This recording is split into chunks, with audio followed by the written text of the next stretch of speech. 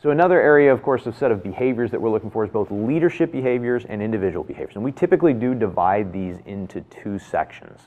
The leadership management in an organization or a facility does have a set of responsibilities or behaviors that are typically not as much seen within all of the individuals.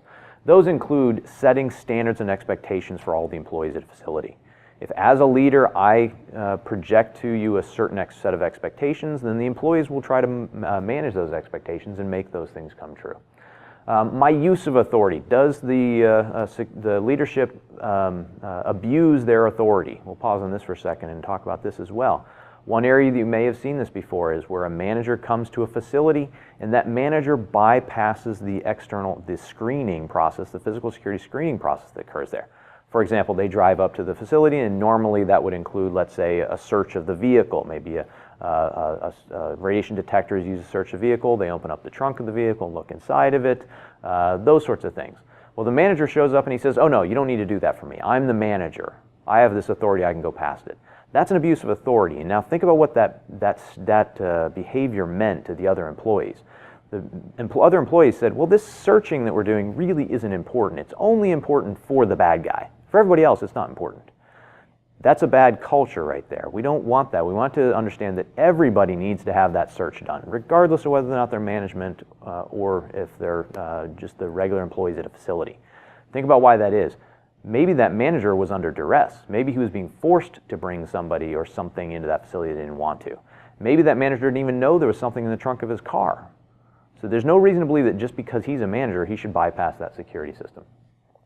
Good decision making. The processes associated with good decisions is a key component also of overall security, and that behavior will also project down to the employees.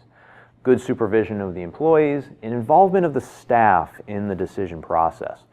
So in an organization, to have good culture and to have good overall effective security, there is a portion where the management and the leadership needs to project to the employees, but there also needs to be a portion where the management and the leadership takes feedback from the employees and involves them in the overall process.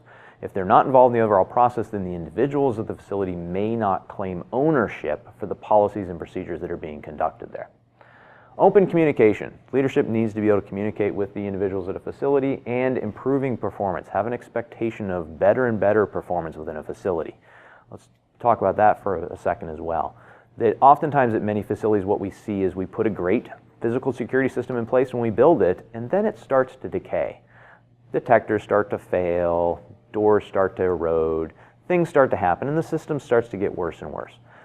That basic behavior gets created when you don't have a culture of continuous improvement. If you have a culture of continuous improvement, then instead the personnel, the individuals who work in that facility, when they see that, they're going to say, hey, we need to improve upon these systems. We need to make them better, not allow them to decay. All right, individual behaviors. Every individual at a facility, and this really goes to both the management and the employees, have a particular set of behaviors that we look for as well. Professional conduct. Do they conduct themselves professionally in the workplace? Personal accountability. If they make a mistake, do they feel I am accountable for the mistakes that I made? And I'm even going to point those out. Hey, I made this particular error. I'm going to point that out. And even if there'll be some repercussions, maybe there isn't. Following proper procedures. Following those procedures that we have outlined. Teamwork and collaboration.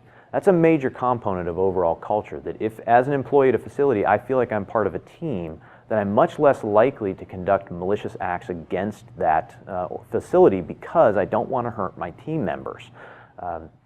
Questioning and reporting, we talked about that previously, and then open communications. That again, everyone in the facility, not just management, has a responsibility for communications. That if they see things that are not being done in the way that they believe they should be done or not most effectively done, they have responsibility for pointing that out to management. You can't just assume that the management personnel or the security personnel are going to see that on their own. Part of our job, all of our jobs, is to point that out.